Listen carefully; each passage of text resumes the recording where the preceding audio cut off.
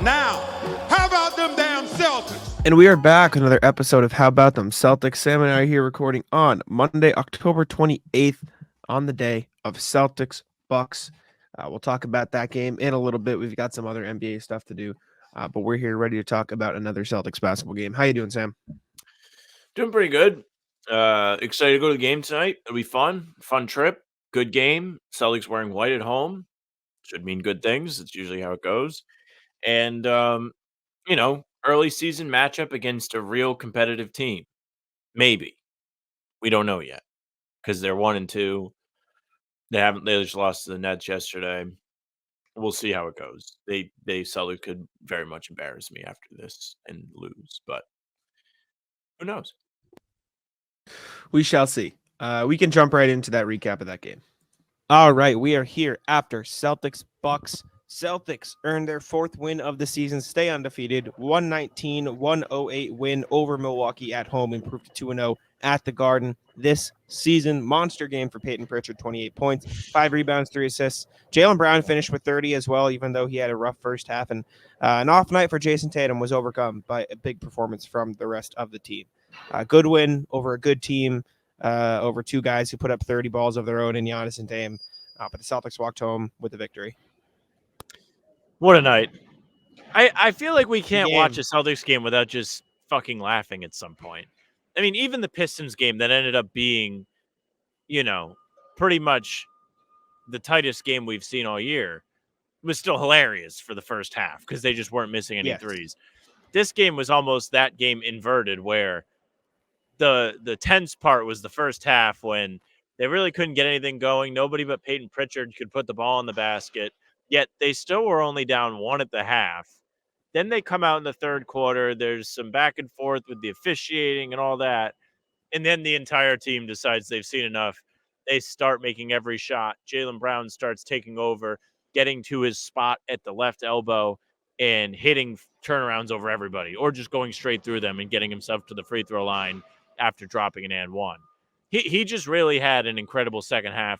He really looked like the guy that we had seen all throughout the finals last year, throughout the playoffs, and also throughout the back half of the season, really after he turned the switch after the All-Star break and decided he was just going to be stronger than everybody. I was thrilled with what we saw with him. He looked great, and it was a good thing to see after a rough game in Detroit where he really couldn't score at all. So if we want to start with Jaylen, big hats off to him. He'll be my article for Celtics blog tonight. Yeah, Jaylen was great. And like I mentioned, he was great after a really bad first half of basketball. He was not shooting the ball well. He was putting his head down, wasn't really making the right plays a lot of times. Shot 2 of 8 in the first half, and he comes out and goes 8 of 11 in the second half. And he was 10 of 15 from 2-point range on the game, 10 of 14 from the free throw line, which maybe isn't great, but he got to the line 14 times, which is impressive in and of itself. He had 36 and 4 in this game. And like I mentioned, just a monster second half. He's getting to the rim, getting whatever he wanted, getting to the mid-range. Really, it looked like he was a lot more comfortable in that second half and was a big reason the Celtics were able to pull away and win this game in the end. So shouts out to Jaylen Brown. He was certainly very impressive in this game. I would argue the story of the game is probably Payton Pritchard. Maybe. He was a monster. He had 28 points, 5 rebounds, 3 assists, 2 steals, and 2 offensive rebounds in this game. 10 of 14 from the field, 8 of 12 from deep. Just a beast. I mean, he wasn't missing at all. He even had a classic Payton Pritchard end of the quarter sidestep fadeaway 3 over, I think it was DeLon Wright, that had Doc Rivers in shambles on the sidelines. Just an awesome game from Payton Pritchard. I mean, I said it before the season. I think he should be in the 6th man of the year race. I think he's averaging like 15 points a game after tonight. Probably should put him in the 6th man of the year race if he can keep that up. Obviously, it's only been 4 games, but it's not like Payton Pritchard has been like, oh, it's garbage time. Let's let him get some buckets up. He's getting these points when the game matters, right? Like if Payton Pritchard wasn't as hot as he was in this game, the Celtics would not have won it. He was hot at a time when nobody could find anything. Exactly. Nobody could find anything in the first half of this game. Payton Pritchard was there, and he continued it over into the 3rd and 4th and was just a monster on the catch and shoot, creating for himself, just kind of doing whatever he wanted and giving the Celtics team a huge boost. Payton Pritchard is unbelievable, and I feel like he continues to be underrated, and this game just, I think, proves that. Yeah, the 6 man of the year thing is real. I think last week he was plus 3,000. Today, it looks like he's at plus 1,400. Those odds have been cut in half already just from the way he's come out of the gates. Been a real spark in real minutes for the Celtics, especially with Sam Hauser being out, the other scoring option off their bench, and he has just carried the load. They really haven't missed a beat. Did they miss Hauser in this game? Probably a little bit, but Payton Pritchard just deciding not to ever miss, it really does move the needle for them.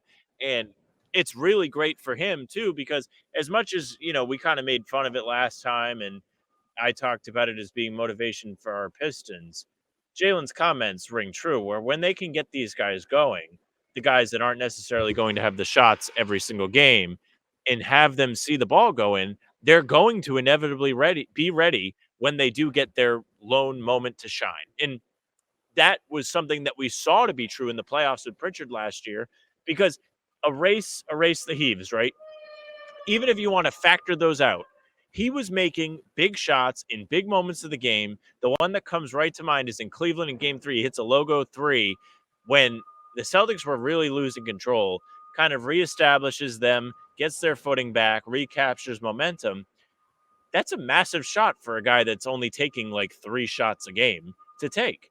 And because they primed them all year, they got them going, they got them confident. He's able to take that. The rest of the team can trust him to take those shots, which is just as important. You can't have somebody just taking heat check threes if everybody doesn't trust them.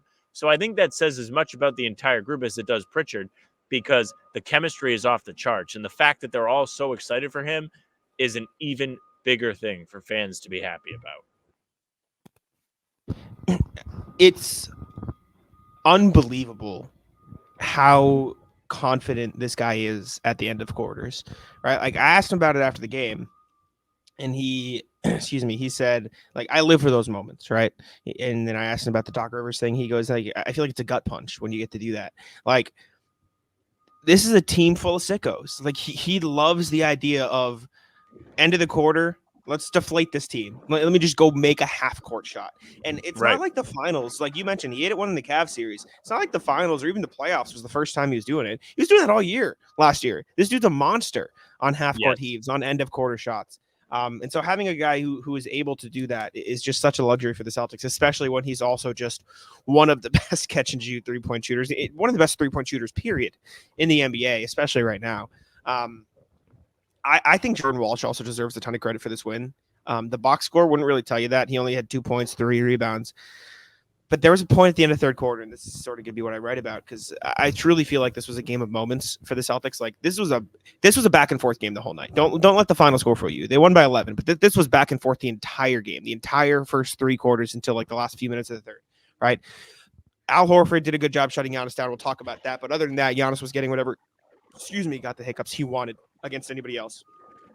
Dame was finding ways to grift and get to the line. He had his points. Get to the end of the third quarter. I hate the grift. He did it, man. Derek White gets hot, right? Derek White makes a few buckets in a row, right? And they get a huge possession, huge block he got a credit for on Giannis. And they go down the other end, and the Celtics miss a layup. And the Bucks are about to get the rebound, but Jordan Walsh sprints the entire length of the court, goes up for the offensive rebound, draws the foul, keeps possession. And I think on that possession, or maybe the one after that, they miss another shot, and Jordan Walsh soars in over the entire Bucks defense and gets a putback, right? So, like, he only had 2 points, but those 2 points were huge. He only played 12 minutes, but those 12 minutes were so impactful. After he missed 2 open corner threes in the first half, and he kind of looked like whatever, he came in, made 2 hustle plays, and in my opinion, sort of flipped the game on his head. Like, he was a big reason the Celtics were able to shift the momentum in this game. Him, Derek White, and that Pritchard 3, that end of the third quarter, like, those 3 moments, that Derek White run, those Jordan Walsh hustle plays, and that Jordan Walsh, and that Payton Pritchard 3-2-1, like that right there, those 3 moments completely flipped this game.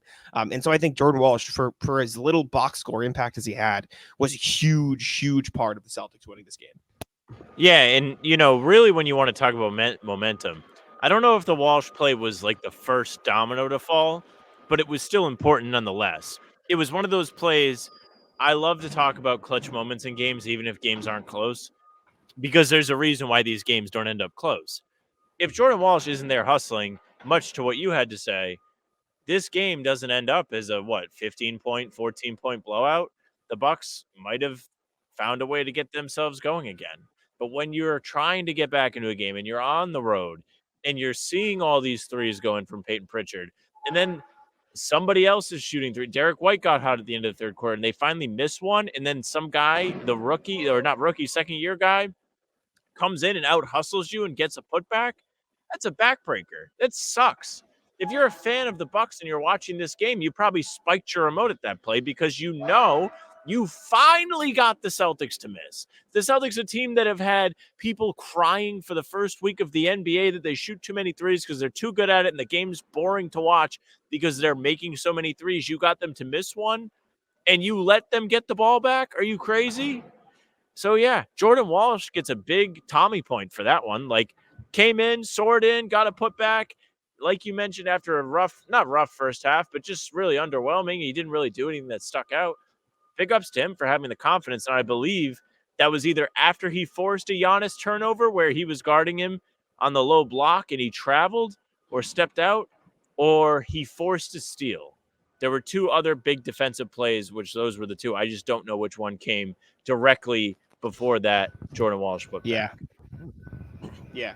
Jordan Walsh stepped in, Sam Hauser out. Again, only played 12 minutes, but he was making an impact all over the floor. And Joe Mazzulla talked about it after the game. Jaylen Brown talked about it after the game. Just like nothing but praise for, I was about to say rookie, but second-year player. Giannis finished this game with 30 points, 10 rebounds, 6 assists. We won't get matchup stats till tomorrow. Maybe 5 of them were on Al Horford. Like, it felt like every time Giannis was being guarded by not Al Horford, it was a bucket, right? Like he was just getting whatever he wanted. If he was going to got to switch on Derek White, it was bucket. Xavier Tillman, bucket. Jaylen Brown, like anybody but Drew Holiday, bucket. Anybody but Al Horford, he was scoring. But Al Horford did such a phenomenal job of limiting Giannis that his box score of 30 points does not give Al Horford enough credit for how well he defended Giannis Antetokounmpo. I think Al had 2 blocks against Giannis, one of which the Celtics had to challenge to get it because this ref crew was brutal tonight for both sides. Those boys were a trio of stars. They were struggling, man. And it was both ways, too. It was definitely not just the Celtics. Derek White got him once. I think Luke Cornett got him twice at the end of the game, too. Giannis was starting to force it, and the Celtics sort of had their way with him at the end of the game. But Al Horford defensively against Giannis was so impactful in this game. He made 2 threes, 4 or 5 as well. He had 10 and 5. But the defense against Giannis was where he made his mark in this game. And he was just solid. Like he did a phenomenal job of keeping him out of the paint. Obviously, if Giannis is getting a full head of steam in transition, like he's just going to score. But in the half court, Al Horford on Giannis and the Bucks were just sort of like searching for answers. So big up 38-year-old Al Horford, who looks like he's 25 years old still. So the matchup stats might end up lying to people because there were some possessions where Al Horford was the closest defender and it was in transition. But in the half court, Al did a really great job of making things difficult on Giannis. I think off the top of my head, I really only remember one Giannis bucket that came on Al that wasn't like off like a running head start. And it was a fadeaway he made in the low post. Besides that, it was all like football plays going through and just bullying his way to the basket, which is what Giannis does. And it's what makes him a really great player. And especially in transition, he's one of the best. So you really can't hold it against Horford if he ends up giving, let's just say, like 8 to 11 points to Giannis based on transition buckets. He did have the 2 blocks. The first one came in a massive part of the game. The Celtics kind of came out dead. And after that block, I think they scored 7 straight, got back in the game. And then from there on, it was back and forth, back and forth, back and forth. The fact that he's still doing this at 38, like you mentioned, is just really encouraging, I think, for all of us, because every single year with Al Horford, you feel like you're due for it finally to happen, for him finally to look like he's actually losing a step. And can you point to things? Sure, you can. Like, he's not going to play back-to-backs. There are occasions where he's not going to stay with somebody off the dribble as easily.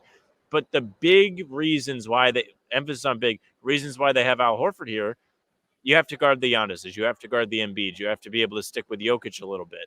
Those are the guys in a playoff series that can really flip a series on its head if you have no answer for them, because their buckets are coming at the rim. You have to be able to do something to keep them from the easiest shot in theory in basketball.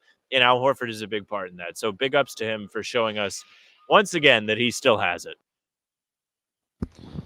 Al Horford, I guess, like I said, not enough good things can be said about him. Derek White wasn't super efficient tonight, 5-13, 3-10. But like I said, a lot of those buckets were at the end of that third quarter when they needed a run. He had 13, 3 and 8, stealing the block. Drew Holiday was huge in this game, man, especially in the second half. He had 21 points, 4 rebounds, 3 assists, 7 of 12, 4 7. It really felt like he was a big reason they were able to close this out in the fourth quarter. I bet I can sort by now his fourth quarter stats. Yeah, he had 8 points in the fourth, 3 of 4 from the field, 1 of 2 from 3. And then in the second half, he had 16 of his 21 points. So just a monster second half from Drew Holiday. I really feel like him and Jaylen Brown in particular turned it up in that second half after it was really just Payton Pritchard carrying the load in the first. PrizePicks is America's #1 daily fantasy sports app with over 5 million active members. PrizePicks is the easiest and most exciting way to play daily fantasy sports, and unlike other apps, on PrizePicks, it's just you against the numbers. All you do is pick more or less on 2 to 6 player stat projections and watch the winnings roll in. One Caleb Williams passing yard gets you 1 win on PrizePicks for every week in September. That's right, only 1 yard gets you an automatic win every football weekend in September. 4 weeks of free W's. Don't miss this deal on PrizePicks because it's gone when September ends. Also, you can now win up to 100 times your money on PrizePicks with as little as 4 correct picks. Sam and I used PrizePicks all season long while on How Bout Them Celtics pregame shows. We picked Jason Tatum dunks, we picked Drew Holiday steals, we picked a ton of stuff, especially during the finals when Kyrie Irving and Luka Doncic, we were kind of preying on their downfall. Download the PrizePicks app today and use code CLNS and get $50 instantly. When you play $5, that's code CLNS on PrizePicks to get $50 instantly when you play $5. You don't even need to win to receive the $50 bonus. It's guaranteed. PrizePicks, run your game. Yeah, it's so funny how that happens with Drew. This is now, I think, 2 games in a row where he's had mediocre to bad first halves and then steps up in the big moments of the game. It's almost like this is becoming his thing that he does, and it dates back to the playoffs last year because that's exactly what he did in the playoffs last year. And it's the reason why the Celtics traded for him last fall. He has done nothing but succeed with the Celtics. He's been excellent. He's been able to do everything that they ask him to do. This game was no different. He had a very rough start to this one. In the first half, he left you scratching your head a little bit. Let's just take a look at what he shot because I don't know off the top of my head, but I can tell you by the box score what he shot in the first half. He was 1 of 3. He only made the 1 3-point shot, and it wasn't quite what you looked for. We've seen in the past that he struggled against Milwaukee. He has not looked great against the Bucks since he joined the Celtics. This is really the first time I think we can all look at it and be like, Drew seems to have that cloud no longer hanging over his head. He's not worried about trying to show Milwaukee that they messed up by trading for him. I think it kind of plays into the Tatum angle to last season's championship where there's almost a weight off of his shoulders, where there is no longer, at least at this point, if Milwaukee was to win a championship this year, maybe there would be something to say about it. But there's no longer the question of, was Milwaukee wrong to trade Drew or was Dame the right thing to go get? It looks like it was a pretty shitty trade at this point because Drew has done nothing but good for the Celtics and Dame was questionable last year and now Milwaukee is 1 and 3. Sorry, I missed my unmute button. I was going to say, like, I still understand why the Bucks made the trade. Like, I still get it. Because in theory, it's like it was so clearly that there was an offensive problem brewing in Milwaukee, right? Because Chris Middleton, for as great of an offensive player as he is just not healthy. Like, you cannot depend on him to be healthy. And we're seeing that now. And it is what it is. Like, it just, some players just deal with that. Look at Kawhi, look at Embiid, look at all these guys. Like, injury problems, like Robert Williams. Injuries happen. Some guys are just injury prone, and Chris Middleton is that. And so if you don't have him, having Drew Holiday be your secondary offensive option probably isn't ideal. So getting Dame, you see, okay, now we get a guy who can be that, who has been an elite offensive player for over a decade in this league, who has hit big shots, who has won playoff series, and you understand it. However, it hasn't panned out as well that way, and then you turn around and you see Drew Holiday join the Celtics, and then it becomes a disaster, and then it's like, shit. Like, and also, not that this was like burned on Twitter today, but all the time I see like Celtics fans will be like, thanks Milwaukee for giving us Drew. And they're like, no, the Blazers did. Shut the fuck up. All right. We're not doing that. The Bucks unequivocally fucked that up. Yeah. Don't let's not sit here. As soon as the trade happened, all Everyone knew. including us. Everyone knew.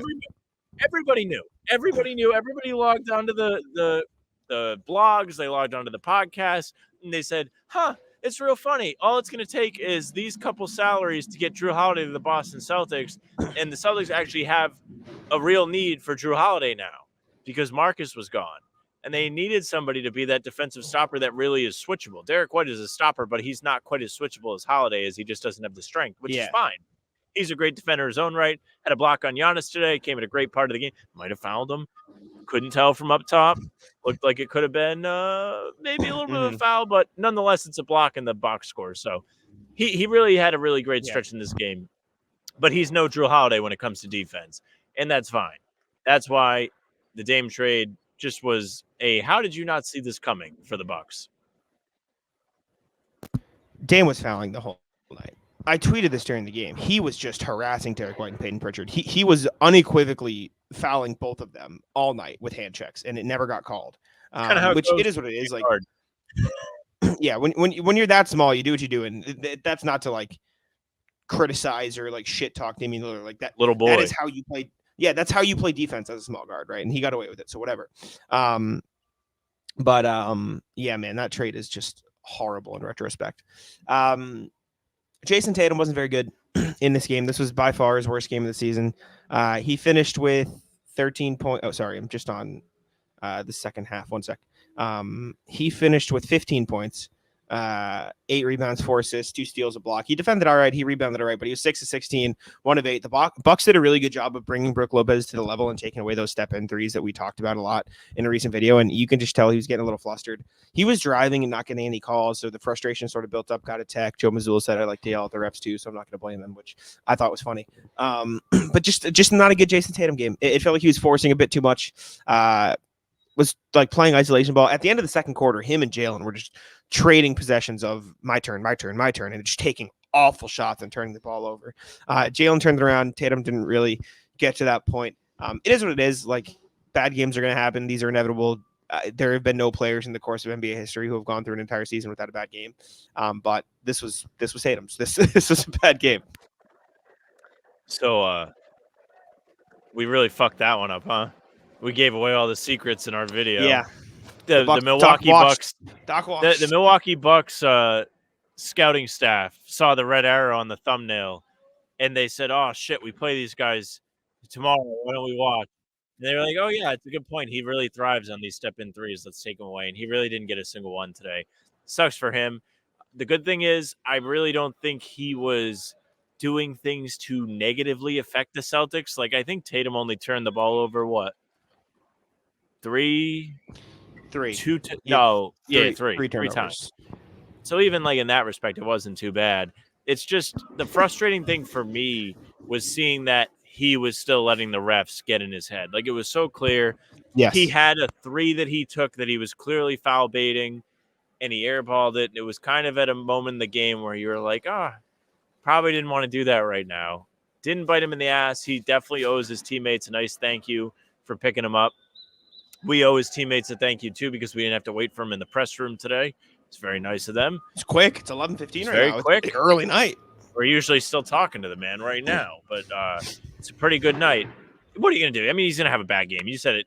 He's given you everything you could ask for in the first 3 games. If he's going to have a bad night every 4 games, maybe you would like that to be less in the playoffs, but, like, what do I care?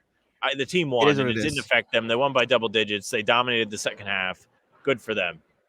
And ironically, he did have the best plus minus on the team, which is insane. Xavier Tillman was pretty bad tonight as well. I'm the biggest Xavier Tillman fan, on the planet. He just looked a little out of sorts. Fumbling the ball a bit too much on offense. Felt a bit slow. Could have taken a couple shots he didn't take.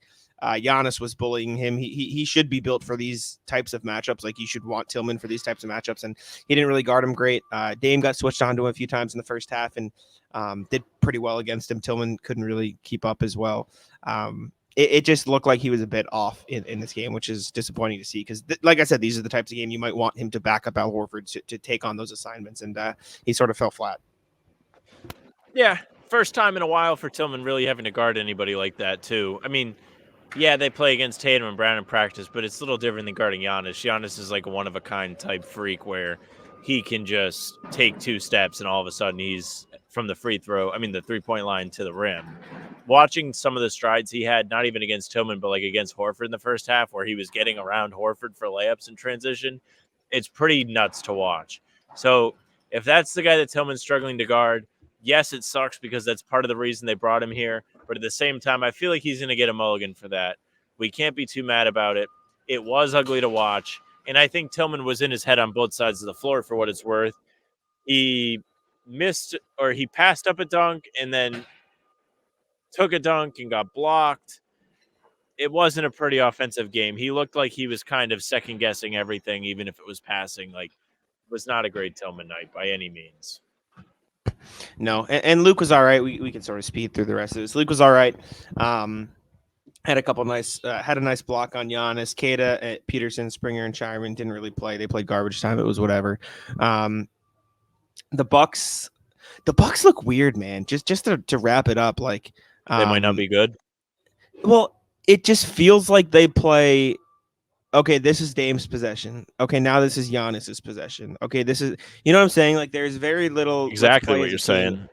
It is this. Here's Dame. Here's Giannis. Here's Dame. Here's Giannis. Not here's Dame and Giannis. Like, I would need to look at the stats. It felt like there was maybe like 4 Dame Giannis pick and rolls all night, the whole night. And if I'm the Bucks, I'm doing that every fucking possession. Like, that is all I want to do. If there were more Dame Giannis pick and rolls than what you say, just 4, right? The ones that happened in the fourth quarter were not pick and rolls. They were very slow switches. They just were trying to draw the switches. They weren't really trying to create any action from it. And I said it to Bobby up in the rafters. I was like, this is really weird because Dame has Al Horford on him, and they're not trying to use Dame to create anything on the perimeter. They're just saying, Giannis, go ahead, go on the left side baseline and post up. And I get it. Mm-hmm. Giannis is 6'11". He's an athletic freak. He's strong. Yeah. But at that point in the game, it feels like you have other options than that. And you think you would want to use this guy that you essentially gave the Celtics a championship for. Well, it doesn't make sense to me, especially because most of the night, it was Derek White guarding Damian Lillard. And I know the Celtics were fighting to not switch and keep Horford on Giannis, but if I'm the Bucks, I keep running that pick and roll until the Celtics are forced to switch or Giannis just gets a free lane because Al Horford is struggling to get. You know what I'm saying? Like, I feel like there are clear ways around that, and I need to watch the game again to see what went wrong. But that didn't make much sense. Brook Lopez, they ran through him like a lot in this game, and to give him credit, he sort of dominated the offensive glass, especially in the first half, and he didn't shoot very well, but he was like, I mean, they were running him like Nets Brook Lopez for a lot of this because Horford was doing a good job of keeping Giannis out of the paint. I'm trying to think. Oh, let's do plays of the game, Sam. What was your play of the game? We'll do this now after every game because it's fun. Play of the game? I don't want to say the Pritchard buzzer beater because that's just an easy answer. It's so obvious. That can be honorary. That'll be one of them. I really think that it might be the block on Giannis by Derek White when things were starting to turn around and that resulted in a basket for Boston on the other end. TD Garden got loud. Yeah, because it was one of those noise meter possessions where tonight they were 2 for 2. But usually it doesn't go well for them when the noise meter is on the screen. Usually it ends in silence. Not 2 for 2. There was another bad one. It was just so quick that they shut it down. Dame hit a 3 or somebody like shut one down. Okay. There was an extra one in there. I think this is the shot that you're talking about. Hopefully this is the drive. Let's take a look. Celtics are on a little bit of a run. And yes. Just a might have been a foul, man. Oh, it led to a Pritchard 3. He just pulled up. Yes. Oh, it didn't go in. He didn't go in. But it leads to my play of the game. This is my play of the game. I'm going to pull it up here. Let me see. I got to go to play-by-play. It's a foul, and you can't click fouls in the box score, but you can click them into play-by-play. That's what I think it was just out of bounds. No, it was a foul. It was on him. Yes, I remember the play. I need White. Where's the White block? Let's see. White block. Okay, where's the block? Come on. Yep. What is happening? It was like a little over a minute in the third. Oh, it was third quarter. Third quarter. Sorry, audio listeners. my play of the game happened right after the one Sam just mentioned, because after that, Pritchard took a 3 in transition, which was a fine shot. And then Jordan Walsh sprinted the entire length of the floor. When Payton Pritchard shoots this ball, Jordan Walsh is at half court, right? And there are 3 Bucks defenders in front of him. Yep, and 2 are running for the rebound, right? Jordan Walsh sprints all the way in, jumps up to try to get the rebound, and draws a foul on Taurean Prince and keeps Celtics possession. And Celtics are on like a little bit of a run here. At that point in the game, the Celtics are on a, let's see, they are on a huge run, a 1, 2, 3, 4, 5, 6-point run of their own after the bullshit Lillard technical free throw. And he forces that possession because Pritchard missed a shot. And then on the very next possession, like the shot they get off of that, Derek White takes a 3 and it misses. And Jordan Walsh then does this, which is what we were talking about. He sizes it up and then gets a putback, right? Like as minimal and as small as that was, him drawing that foul and keeping Celtics possession, like TD Garden at that point is roaring, and he kept them loud. And so I think that was the biggest point in the game. And so seeing him do that was my play of the game, even though Pritchard hitting the 3 was also pretty good. But yeah, shout out to Pritchard for just a very, very energetic night. Great shots. It felt like all of his shots came in big moments. This, of course, with like the first half being a shit show, they needed all of them. But even the second half, all the big momentum ones went down, except for the one that you just saw. Yeah, that one did not. But we don't have to talk about it much. But the refs were really bad in this game, both ways. Just both refs, man. Screwed. So bad. I love when the Celtics win. I love a good ref game because it gets the crowd going. Mm-hmm. There's one of these games. Does. I don't know if it was the game that the Celtics came back from 26 points down against Houston, but there was a game against Houston that the refs were on some bullshit. And there's like a Tommy clip about it because Tommy's going nuts. And the way that the refs were bad motivated the players to get into the game and really lock in. And the crowd loves that. And tonight was a good example of that. The crowd loved the juice that the players gave them in the third quarter. And those are my favorite kind of games. Like, this is the kind of game, it's August, you're sitting there, you wish you were dead, and you put it on your iPad and you sit there and watch it to be like, this is why I wait and stay here till October. Mm-hmm. I remember you turned to me and said, if that Pritchard shot went down after the Derek White block, it would have been an earthquake. I wanted it to go down. But yeah, the refs were really bad on both sides. Like, they were missing calls for Giannis, they were missing calls for Tatum, they were missing calls for everybody.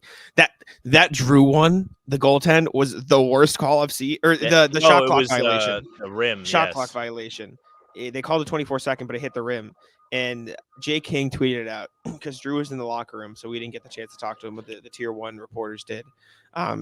Drew was asked about that play, and Jay King said he was asked, like, were you surprised by it? And Drew said, where it hit the rim, yeah, it's surprising. It hit the rim. So shout out Drew. But any final thoughts on this game? This was probably my favorite game of the year so far. This was a good one. This was a great press conference day today. Just the press conferences were full. Shout out to you guys. You guys asked really good questions. You had a great question to Payton Pritchard. You asked about the Doc clip, but Cam asked about the moment in the park. Joe Mazzulla had the chaos rant where he was just like, yeah, I just wanted chaos. He just wouldn't stop saying it. And it was just a really fun listen. So if you guys have the chance, listen to those. It's very fun. Anyways, we'll jump over to the rest of our show. Basketball season is back, and I could not be more excited. Getting to watch my favorite team live in person is my favorite time of the year, and I get all of my tickets on Game Time. Game Time is the perfect app to use for all of your ticketing needs. It filters out the fluff to show you only incredible deals on great seats, so you don't have to waste time searching through thousands of tickets. It brings the best prices, the best deals for you to go watch live basketball right to the front. But it's more than basketball season. The Patriots are back, and the Chargers are coming to town very, very soon, and it looks like you can get a great deal to that game. Justin Herbert going to come to Gillette Stadium to hopefully play Drake May. He did get the start recently, so that should be a very, very fun quarterback matchup as well. My favorite part of the app is the fact that you can filter out the fees, you can look at the best deals, and it highlights what it believes are going to be the best deals for you to get the exact type of ticket you want. Curation makes it easier to save more on sports, concerts, comedy, theater, everything you want. I saw Noah Khan over the summer. I use Game Time to get my tickets.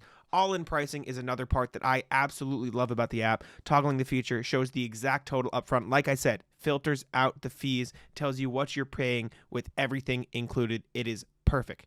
Take the guesswork out of buying tickets with Game Time Picks. Download the Game Time app, create an account, and use code CLNS for $20 off your first purchase. Terms apply. Again, create an account and redeem code CLNS for $20 off. Download Game Time today. What time is it? Game Time. Alrighty. Thank you all for listening to the recap. Let's jump into your emails. A reminder, as always, you guys can email us at hbtcpod@gmail.com. That's hbtcpod@gmail.com. We read the emails every single Tuesday, Thursday, Sunday on the full-length podcast, so make sure to get your emails in. We have 3 emails today, none of which from RJ, so it is a weird day for the email, but let's check it out. We got Michael Hilly saying, random NBA takes. How's it going, guys? Hope all is well. NBA season's back, and I've watched a few games, some good, some bad. Here's some takes I've had from them. Celtics good. Duh. We all knew this. All right. Yes. Good take. I agree. Good take. Warriors offense looks pretty good. I like the Buddy Hield fit. Only beat up on bad teams so far. Yeah, Buddy Hield looks real comfortable in the 3-point offense. I guess we all should have kind of assumed that. JJ Redick looks to be a good coach. Lakers look like they've improved from a play-in to a playoff team, unfortunately. I agree. We'll talk about the standings in depth later on, so I'm sure we'll go over a lot of these takes, but I agree. Sixers Raptors had 99 free throw attempts, second most of all time. What are we doing? Couldn't watch that crap. That is crazy. And Embiid didn't even play. I know. That's He must have been devastated that he's been sitting out. Watching that happen, he was like, I could have had a 70 ball again today. That's terrible. Magic probably the second best team in the East so far. Franz looked like he figured out his shot. KCP looks like a seamless fit. I can tell you sent this before last night because they looked horrible. That's not... what did they? Let me double check. I want to see what the final score was, but they got the doors blown off them either last night or the night before. Let me see. It was the night before. They lost to Memphis 124-111, and I'm pretty sure it wasn't that close. Memphis. Yeah, they lost by the biggest lead of the game was 29 by Memphis. So I'm still iffy on the Cavs, or excuse me, the Magic. I still don't know if I buy the hype. I feel like the 3-point shooting was just hot the first 2 games. I still think they will be a good team, but I'm unsure. Denver's declining. Teams get worse when they lose good players. Who would have thought? Yeah, Denver's looked real bad so far. You're finding out about that Jenga game. It's not a fun one to play. When you're the guy that has to pull out the supporting block and it's on you, you're not looking good. Bucks defense still sucks. Sixers and Bucks look bad so far, but we have to see about the Sixers because they're late season resting Embiid in the beginning of the season. Fine them, whoever is in charge of making Embiid rest. Yeah. Charlotte is a fun watch. Healthy LaMelo could make an All-NBA team. Sure. Edie is not ready for NBA basketball. He's a foul magnet. Maybe he figures it out, but I just think he's too slow. He has looked a little shaky, but I always think it's fair to give rookies a little bit of time to adjust. Like rookies just have to take some time to get used to the NBA speed. A lot of them do. I think he'll be fine, but he'll definitely need some adjustment period. Big Ten basketball players compared to NBA players. Yeah. It's quite the difference. He'll need an adjustment. Why don't the Spurs abuse having one beat? He's so passive, it's annoying. I don't know. We'll see. He's young. Thunder look even better this season. Caruso's a good fit. Chet has improved. NBA Finals bound, perhaps. Heat are still mid. Hopefully they miss the playoffs. I don't have to hear about Heat culture anymore. Clippers are mid, but the wall is fun. Feels like college atmosphere. Fire. W Bomber. Suns look better. Beal looks like he fits more. Seems like having a true point guard in depth fix some issues. I see them as contenders this year. I can't think of anything else. Keep up the good work. Catch me at the 2 Charlotte games next weekend if you go. Peace. I was gonna go, but the Charlotte trip would be a smart one to do. Actually, the prices got too much. I was considering it, and then the prices spiked. So no more for me. But thank you. Let's see. Thank you, Mike. Next one from Philip. Different kind of NBA tournament. Fellas, you've probably figured out by now that I have an odd sense of humor. Today I'm offering a different kind of early season tournament for some players that, deservingly so, don't get enough love. I've drafted 4 very special teams, special in quotation marks, with a theme. I attempted to be true to the theme and pick decent players. It wasn't easy. In this imaginary tournament, each team must play one another in one game for best record. The best record wins, or if there's a tie, it's settled by who won their head-to-head. Team, I'm doing my thing over here, which is D'Angelo Russell, Jordan Poole, Cam Thomas, Michael Porter Jr., and DeAndre Ayton with Coach Gilbert Arenas. Sure. You got 3 guards in that lineup. Team empty stats, which is Russell Westbrook, Zach LaVine, Franz Wagner, Keldon Johnson, Nikola Vucevic, coached by Will Chamberlain. Wow, that's a shot at Franz Wagner. What did Franz Wagner do to you? I think that's pretty unfair because Westbrook hasn't even put up any stats, even if they're empty or not. It's true. And LaVine's stats aren't empty anymore. They're winning a couple games. Watch out now. for the Bulls. Team annoying on and off the court. Grayson, Paul George, Grayson Allen, Dylan Brooks, Draymond Green, Rudy Gobert, Pat Bev. Draymond and Rudy's a dangerous thing. And then team playoff faders. James Harden, DeMar DeRozan, Tobias Harris, Ben Simmons, Joel Embiid, Coach Karl Malone. In your eyes, who wins the circus? Would you have drafted different players for different certain teams?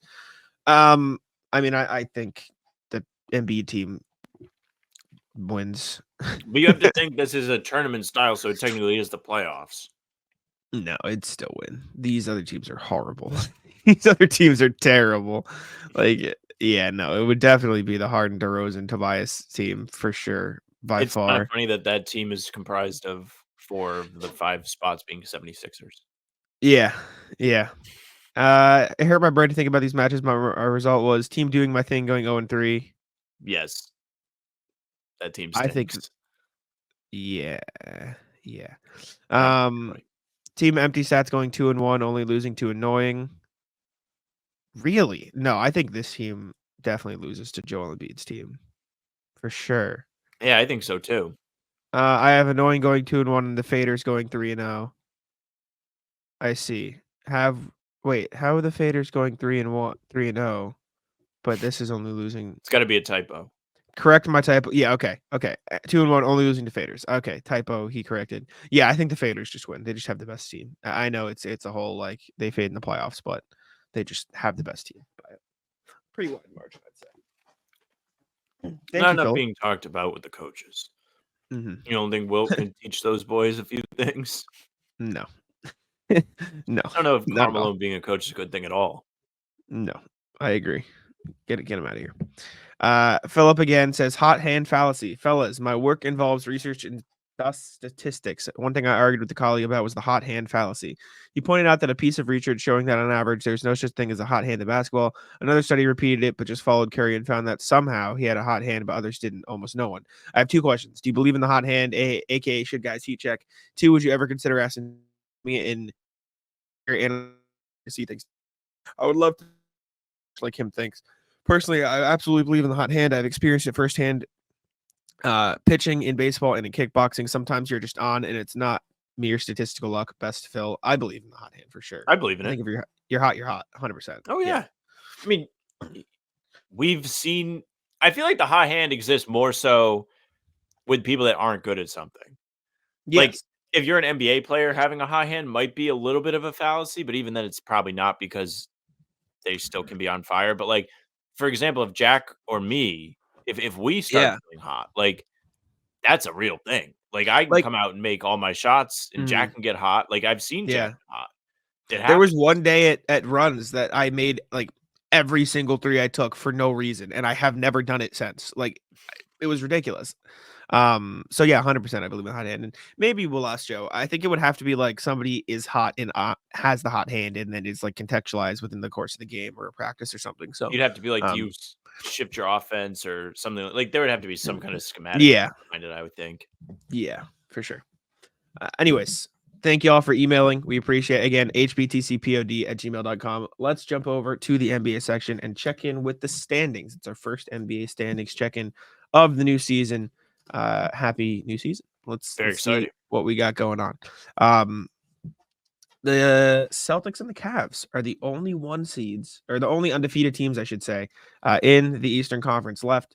I don't know who the Cavs have faced. I can pull up their schedule, but Cavs and Boston sitting atop, undefeated the Pistons.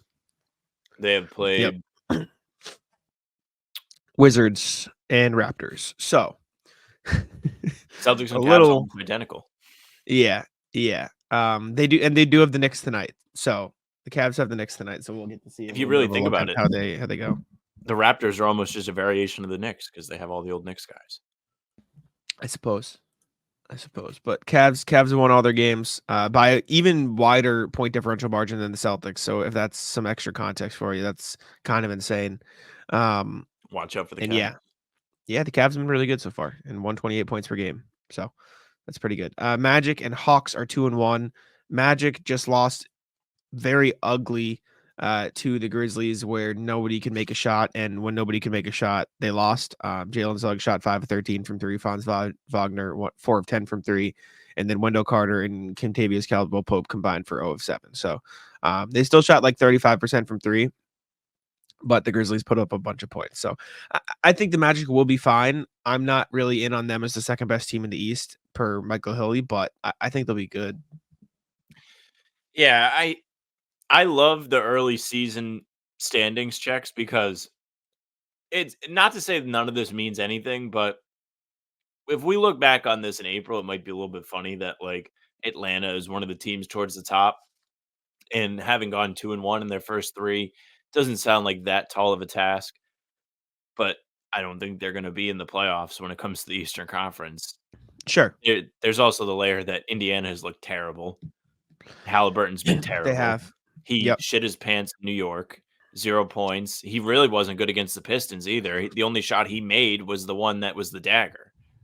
Mm-hmm. They got some fucking cleaning up to do if I'm going to look like I know anything about basketball when it comes to predictions. Because I thought they would have a good season. I think they had an opportunity to ride confidence in and really build on what they put together in the playoffs. They have really good pieces on their team. I mean, we said it even this year. Like, they have guys that have been playing well. Nembhard has continued to play well. Halliburton just hasn't given them anything. Siakam has looked pretty decent. They just need to build off of it. I don't know what's going on with him. And then Philly just hasn't played anybody yet. Milwaukee starting 1 and 2 is bizarre, especially considering they lost to Chicago and Brooklyn. Yeah. Milwaukee's down at the bottom. Philly's down at the bottom. I think Atlanta's looked really good. I mean, they lost a big game to the Thunder, but the Thunder are one of the best teams in basketball for a reason. Trae Young is putting up his normal stats, but it's actually contributing to winning because I do think, I don't want to say addition by subtraction because I think DeJounte Murray's a good player, but I think Dyson Daniels definitely a better fit because you don't need the ball in his hands as much. He's just a big, monster defender. He's averaging pretty okay stats right now. I just think the roster looks a little bit more balanced with him in there. Jalen Johnson got his new contract extension. He's shooting like crap right now, but I mean, they've won 2-1. So I don't know. I don't think they'll be like a playoff team, but I do think they'll be maybe a little bit better than I expected. I know it's early season returns, but Knicks are 1-1. Obviously, they lost to the Celtics and they clobbered the Pacers. So I think they'll just find their footing. I think the Heat will be okay. I think they'll be pretty mid, maybe down. I think they'll be 6-10 right where they are. So that's fine. Bulls have looked all right. Zach LaVine's being efficient. He's helping his trade value at the very least. Josh Giddey's been pretty good for them as well. They beat the Bucks, which is something else we can talk about. Raptors 1-2, they're whatever. Nets beat the Bucks as well. They're 1-2, and then there's the Bucks at 1-2, and the Sixers at 1-2. And if I'm the Sixers, I'm not as worried because you don't have Embiid and Paul George. And if you're truly just going to sit them and hope, then it is what it is. They just had a monster OT win over the Sixers, which was a mess. I don't know if you saw the ending, but the Bucks, Philly won over who? The Pacers. Did you see what happened? You said against the Sixers. Sorry. Philly beat the Pacers. And so they were playing like the foul game at the end of the game, and everyone was missing free throws, right? It was ugly. But then the Sixers missed free throws, but Caleb Martin in his brain, like, they made both of them, like, I'm gonna foul, but they were only up 2. And so he fouled the Pacers up 2, and then Halliburton missed the first free throw. So it didn't matter. God. And then he had to miss the second one to try to like make up for it and get the rebound. But then the Pacers just lost. It was ugly. But yeah, the Bucks are in danger, man. Not danger in terms of like, oh my God, they might be bad, but they have not looked good through the first 2 games of the season, and that's not a good thing. Yeah, it's real bad when your only win is against the Pistons. And you lost and you had the Nets in the other one. No. Who? The Bucks lost to the Nets. Oh, I was talking about the Pacers. Oh, sorry. It's not good. Like, they looked awful against New York. They melted in that situation against Philly. Like, Halliburton seriously has something wrong with him. It's not looking good so far. Yeah, Halliburton looks really bad. Not a good thing at all. His shot's not there. He made a crazy shot to send the game to overtime against the Sixers, but everything else he was doing was completely out of whack. The Bucks too, though, like they look real not good so far. You lose to the Nets in some like Not even just the Nets, Chicago too. Chicago's going to not be a good team. Like they are a team that is not trying to compete. They're kind of in between, I want to say, iterations of their roster where they're still trying to move up past the Vucevic, DeRozan, Levine era. DeRozan's gone, but Levine and Vucevic are still there. They've brought in Josh Giddey, who's still a young guy, and they probably think he's got something going. And they have this weird surplus of point guards, yet they beat the Bucks. And Giannis played in that game, and it was in Milwaukee. Yep. That's not good. I'm seeing a lot of stuff on Twitter about Milwaukee being in trouble because Dame and Giannis don't look like they can play together. It doesn't make sense why they shouldn't be able to. They're, like on paper, that should be an elite fit. Like that should be perfect, but it's just not translating. They gave up 61 points to Cam Thomas and Dennis Schroeder. It's probably not going to win the game. You're probably not going to. It really hurts my heart to see stuff like this, though. Like you hate to see a promising team like Milwaukee come out and fall flat to start the season, especially when you have like a championship caliber coach and Doc Rivers, somebody who, really supports his players and never throws anybody under the bus either. Like it sucks. I'd imagine it's going to be tough for Doc to take a stand for his team as this continues. He's going to have to. I'm sure everybody has showed up to camp healthy this year. Definitely. And then, like we mentioned, Pacers 1-2, Hornets are 1-2 as well, but they've looked better than 1-2 team. I think they'll still be mid, probably around 500, but they look. If LaMelo's healthy, they'll be fun. And then the Wizards and Pistons are 0-5 combined. Who would have thought? Not great. Pistons are better than 0-3. I'm telling you right now. They looked good in all these games. They looked good against the Celtics until the fourth quarter. They looked good against the Celtics in the fourth quarter. Just not the very end of the fourth quarter. Until the end. So you're right. They've looked good until it comes time to win the game, and then they shit all over themselves. And that's a learning curve. That's a learning curve. These guys haven't been able to do it so far. When you win 14 games, you're not used to it. They have some adjusting to do. They've played 3 playoff teams from last season. It's time for them to get rolling. Who do they have next? Let me take a look. Miami today. Winnable game. Sure. I still think they'll be right here in this little three team race. I don't think they'll be very good. And that's fine. It's a learning curve, but Cades look good, I guess. If the most fun part about the beginning of the season is when like the Celtics play a tight game against Detroit. We're all allowed to overreact, and like, let's say the Pistons end up being horrible again this year. We can all still have that, like, what if they took the leap this year? Like, no wonder the Celtics struggled. This team might actually be ready to compete, whereas they just might still suck. We don't know yet. Yeah, we'll see. Western Conference, Thunder and Lakers are 3-0, the only undefeated teams in the West. Lakers, like Michael said, have looked legit. Their defense looks pretty good. Despite their opponent point per game not looking great, they've looked like they've been focusing on their strengths rather than just like it looks like they're a good defense and rebounding team. And it looks like they've been focusing on that rather than, let's shoot a bunch of threes, because they're not the best 3-point shooting team. And then the Thunder are just monsters. They're allowing 95 points a game right now. They're just a good team.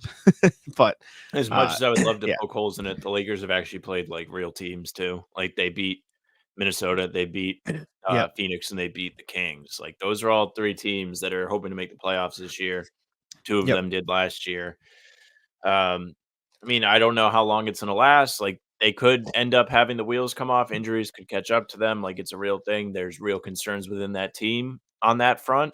But right now, I mean, I guess they should be happy. OKC is the realest of the 2 teams, though. Everybody thought they'd be good. They have delivered on that so far. Their team is gelling despite the additions this summer. Obviously, Hartenstein's not playing, but Caruso has looked pretty good. Chet looks like he's feeling even more comfortable within the lineup. So that's a real positive for those fans early in the year. You want to have a good start. And with a young team, that's important because they want to carry the confidence as these games go on. Yeah, Thunder look real good. Thunder are going to be a good team. I think the Lakers will be pretty good too. I just don't know where in the standings they'll fall. Grizzlies, Suns, Clippers, Warriors, Timberwolves, Pelicans, all 2-1. Grizzlies have looked real good. I mean, they look like they've more or less picked up where they left off. There's still some kinks to iron out, but Jay Huff has been like a revelation for them. Saki's been all right, but Jay Huff is just giving them like monster minutes off the bench. He's been really, really, really good for no reason. Jay Huff is one of those names I only know because we've done like, what if the Celtics signed this guy to the roster spot or the summer league team videos on Jay Huff. We've never done a video on Jay Huff. I feel like that's not true. There's some reason that we have talked about Jay Huff. He was on the Lakers summer league team, etc. for a while. I'm trying to think of what the circumstance. Maybe it Are you was thinking of right a different? Maybe. Are you thinking of a different like tall white guy? No.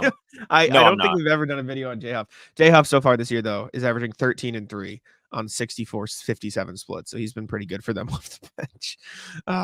Which is crazy. The Suns look all right. They look like they're figuring things out a little bit. I saw a chart the other day that was like it's like efficiency versus turnovers, and Yusuf Nurkic has just been like dog shit. He's been a turnover machine. So he hasn't been great, but Ryan Nunn has been like really good. Like the guy who, I mean, Tyler told us who couldn't shoot at all is shooting like 50% from 3. Like he's been a monster. And that's a huge hit for them. Yeah. His defense is crazy. I mean, we watched all the highlights leading up to the draft. We were excited for him. We kind of wanted the Celtics to take him, and I think he made it past the Celtics. I think they elected not to take him. I don't remember, but I'm pretty sure. Anyways, the fact that he has already put a 3-point shot on himself says a lot about his work ethic, his willingness to get better. Phoenix might have found like a real guy that can start on a high level team. If he's able to defend at a high level and make threes, what team would not want that guy? Yeah, he could be a perfect role player. The Clippers, I think, have looked a little bit better than I expected them to. Harden hasn't been efficient, but he's just sort of doing what he needs to do and managing the offense effectively, which is a good thing. But even more than that, like he is turning Norm Powell and Ivica Zubac into all-star caliber players. Like through 3 games, a monster game yesterday, dude.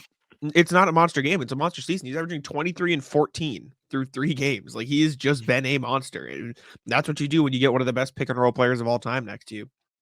Norm Powell's averaging 25 a night. Like the Clippers have good players, and Norm Powell said he's like, yeah, I saw it sort of by like addition by subtraction. Like we have more opportunities, we're ready to step up, and we're gonna play well when given that chance. And so I don't know how good the Clippers are gonna be, but they look like they can be a play-in team at the very least, which makes the West even more difficult than we thought it was gonna be.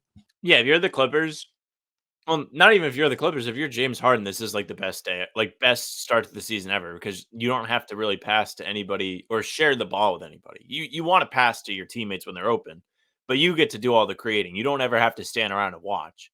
Once that ball leaves your hands, it's hitting someone else's, and then it's going up towards the rim. That's how it's working for the Clippers right now, and James Harden has to be loving it.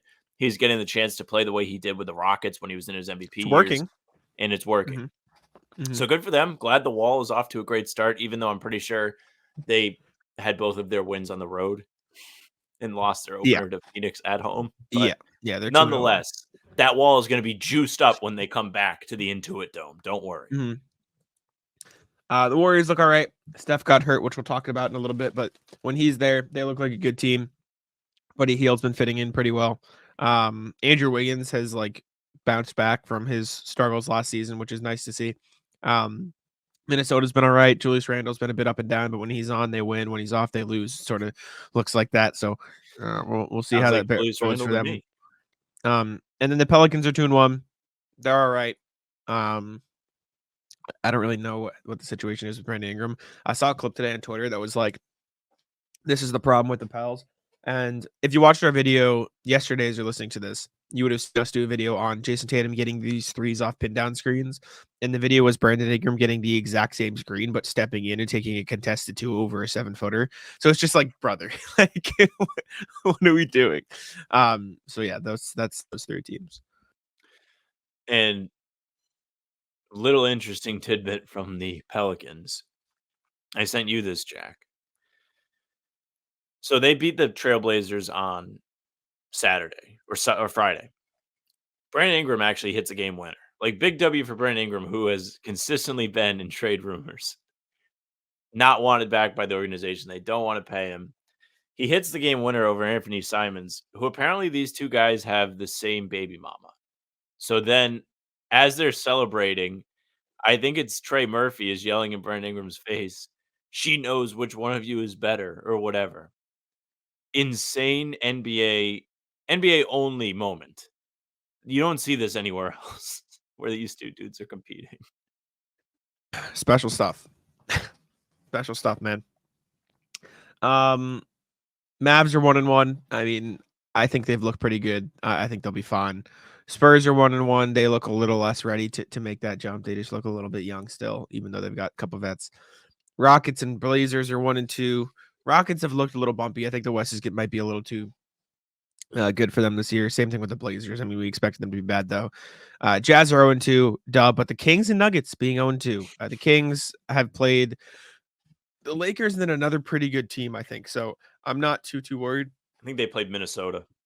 Yeah, excuse me, about the Kings. Also because that Lakers game was really close, as was the Timberwolves game. They lost those games by a combined 6 points. So I think they're okay.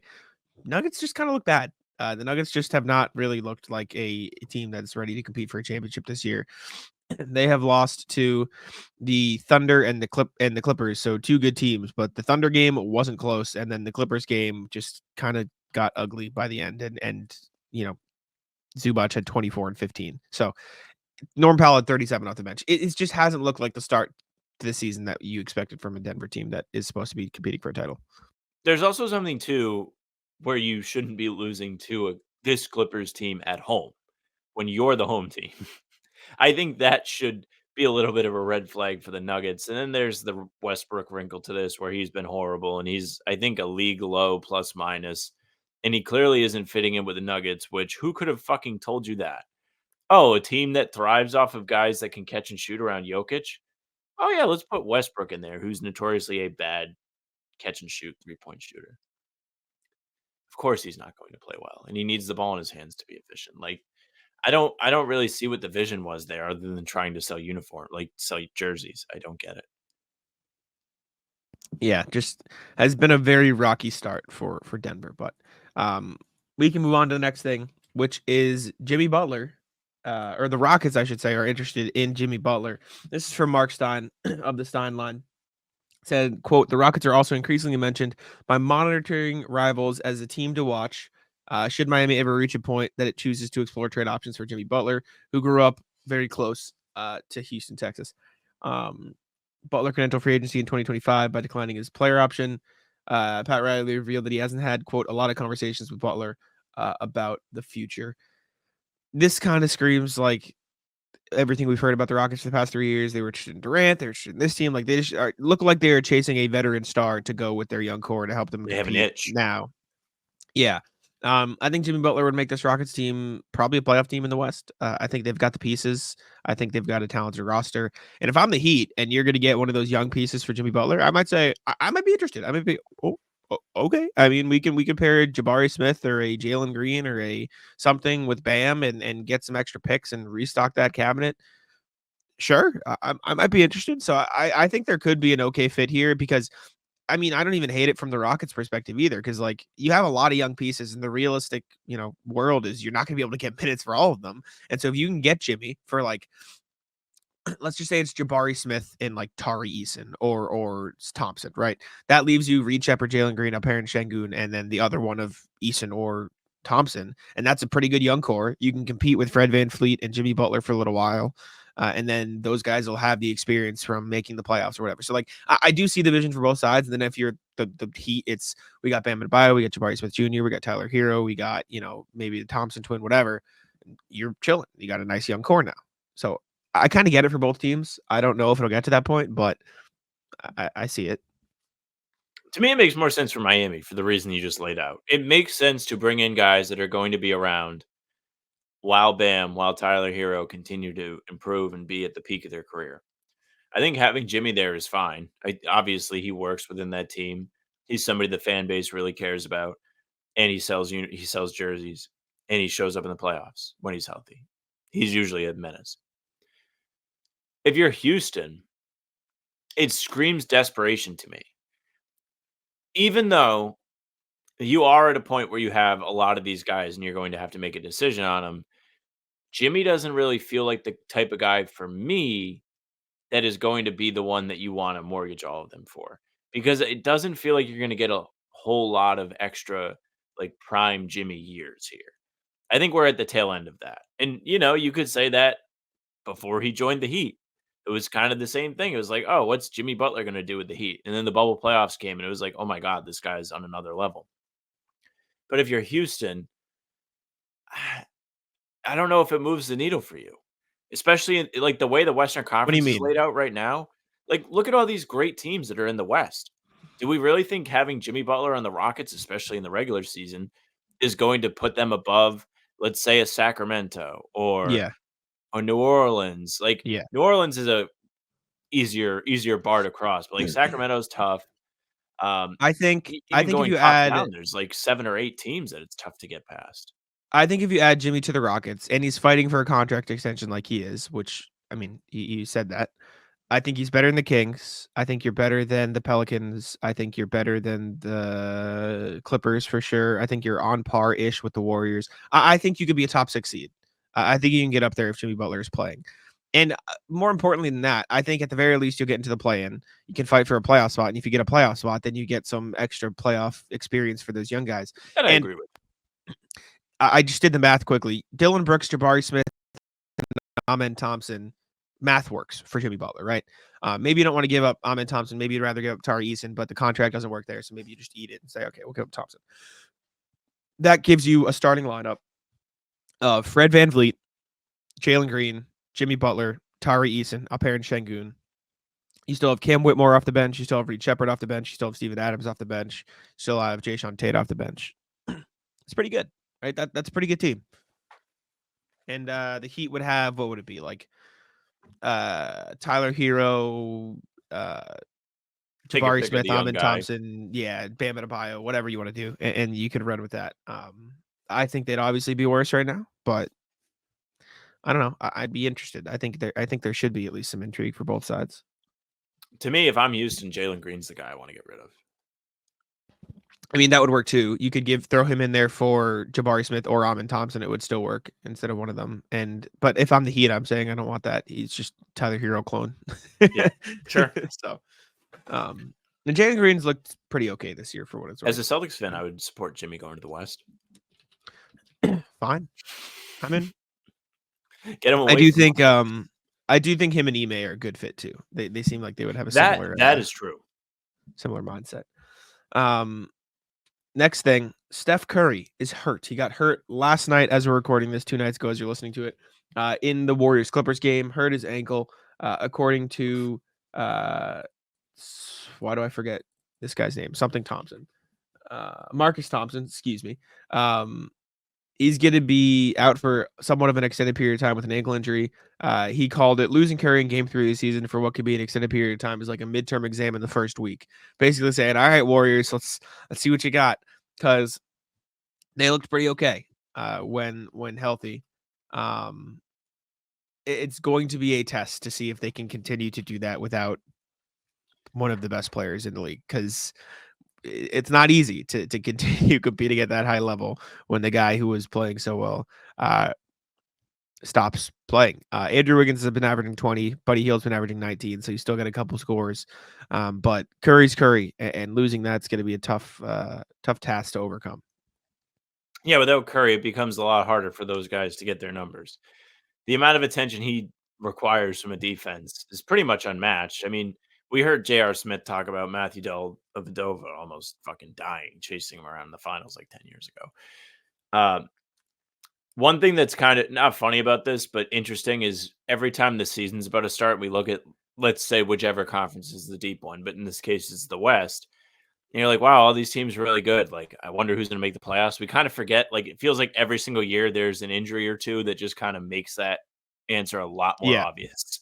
Last year it was Memphis and Ja went down, and then they kind of had to deal with all these other injuries. And it was like, oh, wow, maybe they won't make it. Maybe they're going to have to tank. And the Warriors might end up in that position again this year. They already felt like they were hanging on by a thread, and they were making, I don't want to say desperate moves, but they were making filler moves to try and make the loss of Clay less felt. And make it easier for Curry to compete. They weren't very good last year. It goes on and on. Now you lose Curry. It really doesn't feel like you have anybody to really be the one to front the burden of all the scoring, all the creation, to be the center point of your offense. And that's going to be really tough on some of these other guys. You're really going to have to see what you have in Kuminga. Oddly enough, I feel like it's going to be not a major. He's not going to be the number one option, but he's certainly going to get more opportunity than he's ever gotten. Like he could have a real chance to try and create and try and prove himself and become one of the staples. I know those other guys have done really well too, but yeah. Last thing before we get into the rat list is the Heat unveiled a brand new Dwyane Wade statue.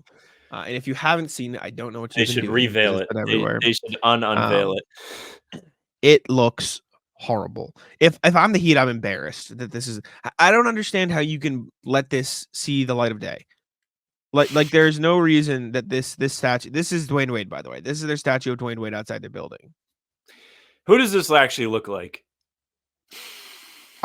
I don't know. Like a deformed victim. I don't know what this looks like. He kind of looks like an adult baby. He looks like he has like the, like the, I don't know how to describe it, but it's like a rubbery like the fighting the fighting dummies, the punching bags. Sure. He kind of looks that with like a baby's face, like he's crying. Yeah, I can see it. It just looks so bad. If you're on audio platforms, just when you get to if you're driving, whenever you've seen it, you're on going. Twitter. Yeah, go to search Dwyane Wade statue on Twitter. You'll see it. It's so bad. It's just really, really, really, really bad. And teams need to stop doing this. These statues never come out good. Or if you're making a statue, they come out all right. Don't put colors on it. Remember the Kobe one? People were like, "This looks horrible." But like, people have made good statues. Like you just have to look at this one. Look at Dirk. Dirk looks phenomenal. This is a great statue, right? Because you can't see his face. Exactly, you can't see his face, but you don't need to because you get the point. When you have a statue like this where the face is such a prominent feature, you can't mess it up. This looks great though, right? Like, man. I mean, have you seen the Ronaldo statue? That one looks bad too. Yeah. Real bad. I think the face should not be the prominent thing. I think you're right about this because it's just unequivocally hard. Terrible. It's hard to make a mold of the face. This doesn't look bad. This looks pretty. Did they have to redo it? I'm not sure, but this looks pretty okay. No, I it thought looks at like the this beginning is. People were complaining about this. The one outside Staples. I don't know if this is a different one though, but this one looks like the normal one, and this looks pretty all right. I think this looks okay. I mean, it's in a different league than this. I don't know. Yeah, what this is. that one's bad. But anyways, Ratless Sam, what do you have? Ratless is NBA 2K, so we're back. We're back on the bullshit. NBA 2K25 has been downloaded and purchased onto the Xbox. It's a sad day. What are you playing? Well, I think we're going to start playing park and stuff, which is why it's bad. I mean, me and my roommate play, so if we can run fives, we'll have fives. So me, my friend Devin, and Frank have decided to become the new 3-on-3 group. And first and foremost, I forgot how fucking annoying everything about this game is. Yeah. Because in order to play this game, it's a legitimate investment. Yes. Which is fine. Even though it's kind of not fine, but it's fine because you know what you're getting into. Yeah. The problem is I haven't played 2K at a competitive level in probably like 3 or 4 years now. Mm-hmm. So I no longer know what the important badges are, what you need to have, what you need to look for on your builds and stuff. So I'm watching, and if you don't know, on 2K, they restrict what attributes you can make your guy. You can only specialize in certain categories, and it changes the different badges you can get, which are essentially abilities to make your guy better at, let's say, shooting or whatever. You don't know which ones are important anymore. So when I'm watching these guys on YouTube, by the way, there's some guy called Cheeseaholic, which is really funny, just considering the way 2K works and the general vibe of the whole community. It makes a lot of sense. And they're telling you about like, oh, it has this, it has that. And I'm like, well, what does that even mean? I feel like an old guy. I used to know everything. I used to have several builds that I could get on and play the game. Now I'm like afraid to make one because you have to invest so much time and you also have to put money into it before you can even start trying it out. When I'm making my build, it says, "Do you want to test your build?" I was like, "Oh yeah, I will test my build." Back in the day, they used to have you could go and test it, but it would max out your stats. You know what it was like to play with it at the highest level. Now it just puts you in there as a 60 overall. Like, what the fuck am I supposed to learn from this? Yeah, it's bogus. What positions are you guys? I'm gonna play guard. Devin said you want to play wing, and Frank is gonna play center. So Frank is really like the cherry on top for this because Frank notoriously gets upset playing 2K. And in general, Frank usually played forward when we played back in the day, didn't he? I feel like he was never. Oh, maybe he had like a second one because you would play big. But I know. Frank is such a funny, angry guy. So when he gets angry, it is just a plethora of entertainment for the fellas. I can't wait for that. But I was trying to do it before we did this, and I still am not set up. I have to figure out what dribbles I want to put on. I have to figure out what jump shot I want to use before I can even go into a game to test out if I like it. The process is brutal. I have a center and a forward, so if you need a body, I'm there. I got you either way. I'll enter the brain. We've been saying it forever. We got to figure out ways to do streams of that. I know. It's just I don't know how it works because we're on Xbox. We're not like we can't do it through here.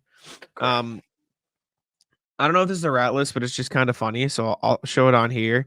So the main Celtics apparently. Did you see this?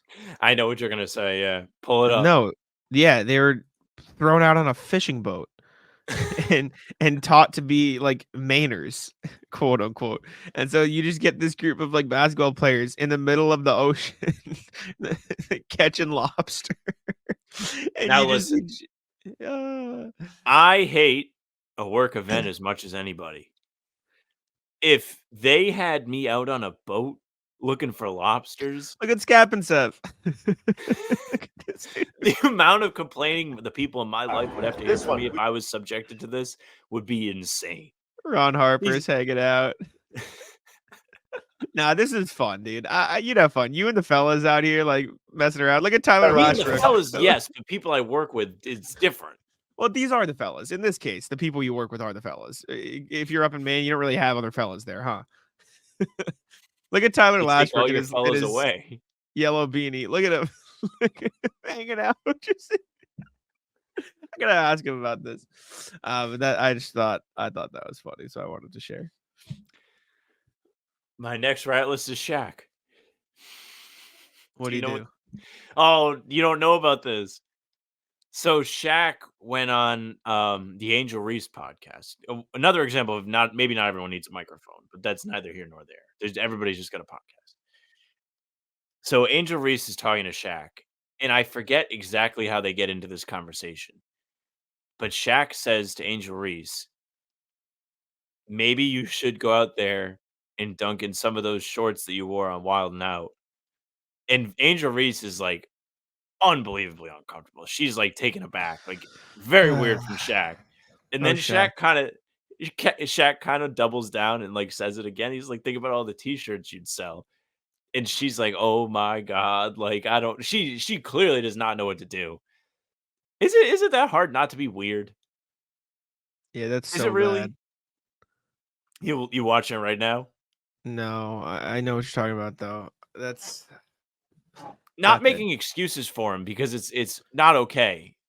But I'm just trying to think of like what the mindset is to where you feel like that's all right. I feel like it's got to be like he's been Shaq his whole life. And he's now like past the point where people are like super interested in him, but he still thinks that he's like this like desirable, like pro athlete. I don't know. Even then, it's still creepy just to assume everyone wants you. Yeah, I don't think a pro athlete should be saying that either. I just don't. I'm not saying that they should be saying it, but what I'm saying is he's probably used to results working in his favor. I understand. I'm just saying, like, I think that's just a Shaq. What the fuck? Like, yeah, shut Shaq up, bro. L. Like, unequivocal L. That's why bad. He's on the rat list. That's real creepy. All rat list friendlies. Are you a fan of friendlies? Did you ever frequent friendlies as a kid? We don't have a friendlies anymore. We used to have one like a mile from my house, and but did you used to go? Do you used to It go? was fine. We would go Right? every once in a while. They had the cheeseburger that was between 2 grilled cheeses. Yeah, I had fond memories of Friendly's, right? Like, I was like, "Oh, Friendly's great." Went there a couple days ago. Just not very good. It just ruined my perception of Friendly's. I was like, "Wow, this is, like, kinda slop. This is kinda like cafeteria food. What the hell? This is not very good." I think that's part of growing up. I know. Like, you would It, go to like, broke McDonald's as a kid, my and it was the best thing ever. Now you're like, no, no, no. maybe not." No, It's no. not exactly the same, but Not the same it's at all. No, no, no. I need to I'm gonna cut that out of the podcast. Not the same at all. I get McDonald's all the time, and it's still amazing. it's still amazing. Okay. Oh, I I don't love mind it, but McDonald's. Are you kidding me? it Oh. doesn't hit the same. Oh, no, it hits more now. I love McDonald's. Okay. You can't even say that. I get McDonald's way too often. No Jersey Um, Mike's. but no, Friendly's ruined my perception, man. It was kind of Did you really get not ice good. cream? I did. The ice cream was fine. I mean, you can't fuck up ice cream, but the food was just like, What did you get for food? oof. Like a cheeseburger. I didn't get anything wasn't good? extravagant. No, it was just I feel like well, even a no, cheeseburger is pretty difficult to mess up unless you, like, literally, like, bake it in the oven. Like, if you don't well, grill it, that's it the was only way. fine, but it was just very clearly they pulled it out of a package, put it on the grill, and then put it on a bun. Also, I ordered it was called the smash burger, which I'm like, "Oh, okay, it's gonna be different than the normal burger. They're gonna actually, like, thin the patty." So I'm like, "Okay, can I get 2 patties?" Because it's a smash burger. I'm like, "Okay, they're small, I'll get 2."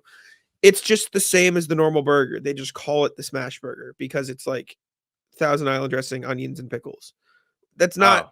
what that is. Like, Yeah, I smash wouldn't have burger's like the thin like the you know. exactly. So, 1, I wouldn't have gotten 2 patties if I had known what that was because it was just too much at that point, and 2, it was just ass. It just wasn't very good. I was very upset. I was very disappointed in Friendly's. Ratlist is the guy on the Bears that was taunting the crowd before the I was just gonna say Hail this, Mary yeah. yesterday. Yeah. So if you didn't go on Twitter yesterday, you don't know that the Chicago Bears lost to the Washington Commanders on a Hail Mary, which was like a 70-yard Hail Mary. It wasn't even like at the 50. It was like way in their own territory. Full Hail Mary. And before the play, one of these guys that's either a safety or a cornerback for the Bears is just taunting the Commanders crowd. Buddy, pay attention to the fucking play. Also, not to mention Jane Daniels had all day to throw So the bad. pass. He did. I mean, that's kinda how it usually is. Like, you kind of block Yeah, you rush 3. yeah, and you block more than they rush, so, like, I get that a little bit, but they shoulda had him a couple times, and Jane Daniels is really good. Jane Daniels is really, really good. Have to feel for Big Cat. He's a massive Bears fan. He had some excellent tweets in response to the Hail Mary. Yep. Tough loss for the Bears. That's a bad one. It's not a good one, so. I'm just thinking about, like, the NBA equivalent has to be, like, losing on a full court shot. Yeah. If that happened to the Celtics, I would be a rough pod.